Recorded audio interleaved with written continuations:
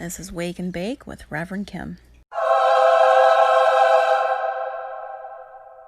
Mahatma Gandhi was the leader of India's non-violent independence from British rule, and again in South Africa, advocating for the civil rights of Indians.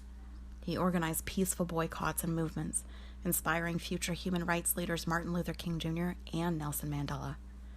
We usually just call him Gandhi, but Mahatma means great soul. And he is spoken of as such, in highest regard, and worshipped by many, considered one of the greatest human beings of all time. Time magazine named him Man of the Year in 1930. He embodied what he spoke. He showed us how to be the change he wished to see in the world. He showed us how it's done, making change the way he beat it, especially when it was hard. He did it. He led the way for that. He had deep wisdom. He also taught us that an eye for an eye makes the whole world blind. He's quoted saying that the weak can never forgive, that forgiveness is an attribute of the strong.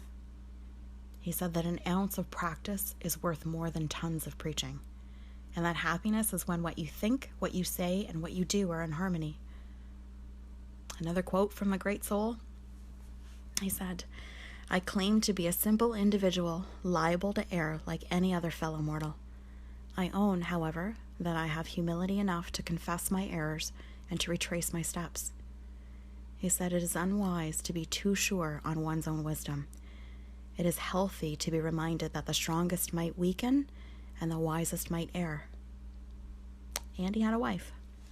It was an arranged marriage in the traditional Indian manner, and they were together for 62 years. They had 4 kids. In 1942, though, she was imprisoned in a British palace and developed bronchial pneumonia. One of their 4 sons wanted her to take penicillin. Gandhi refused. He was okay with her receiving traditional remedies, but he refused any medicines, including the antibiotic, sticking to his Ayurvedic beliefs and saying that the Almighty would have to heal her. 3 days later, she died. 6 weeks later, Gandhi came down with malaria. His doctors offered him a shot. He took it.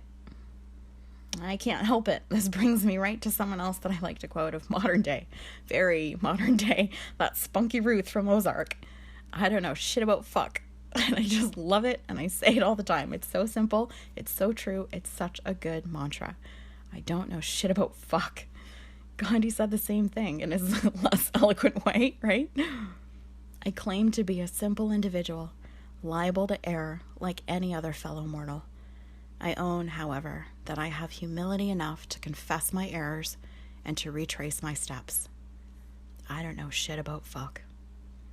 It is unwise to be too sure on one's own wisdom. It is healthy to be reminded that the strongest might weaken and the wisest might err. I don't know shit about fuck. Come on, say it with me. It's good for us, for all of us. I don't know shit about fuck. Be humble enough to know that you don't know shit.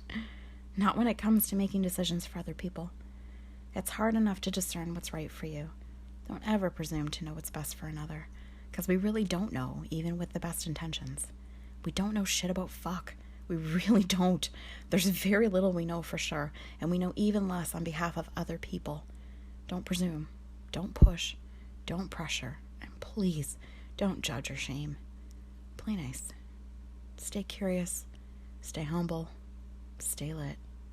And light it up with Reverend Kim.